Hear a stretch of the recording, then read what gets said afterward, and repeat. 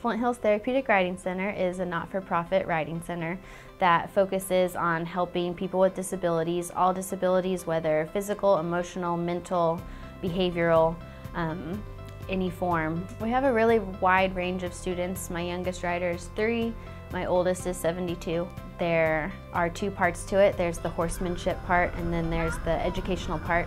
We'll have them do things like putting rings on poles, so they're reaching and stretching and doing different things, and that gives them a lot of hand-eye coordination. We play sports on their horse. Some of my kids love sports, so we'll play football and basketball and baseball, and they'll get to run the bases. This week is Superhero Week. We have themed lessons all the time, so this is Superhero Week, and they are counting money that was taken from a bank, so they're learning how to count and add, and they're learning about money, and so we try to incorporate things that they don't usually have in daily behaviors, dealing with money.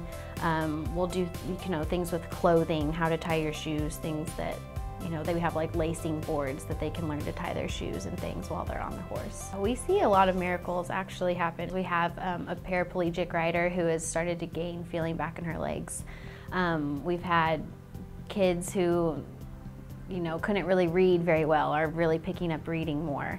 We've had one of our riders couldn't walk before he started riding, and now he's walking perfectly and is doing great. He's been riding with us for 6 years. A lot of them are they constantly need to be stimulated, and they'll do motions like that daily. They'll rock back and forth, or a lot of them can do physically harmful things, biting themselves, hurting themselves.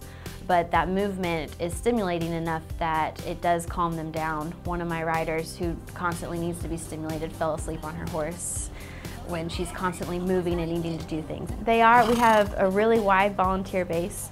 We probably have about 50 or so volunteers who come out there on a weekly basis, and they're constantly talking to their volunteers, interacting with their volunteers, interacting with the instructors, interacting with the horse. So it's just, they're getting that social stimulus as well. So many of them don't have a place where they feel like they belong. They don't have a place where they feel normal. And they come out here and their horse loves them, and these volunteers love them, and our staff loves them, and they just belong.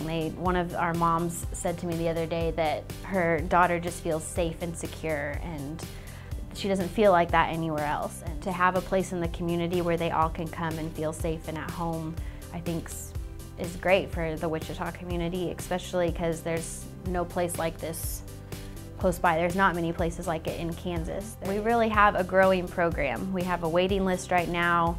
We're interviewing instructors. We're really growing. We've struggled in the past and have been in danger of shutting down. We did have a corporate sponsor, Boeing, and when they moved out of Wichita, we obviously lost their financial support. We are a not-for-profit, so all of the money does go back towards the riders, whether it's paying staff, paying our horses board, buying equipment, getting different educational materials for them.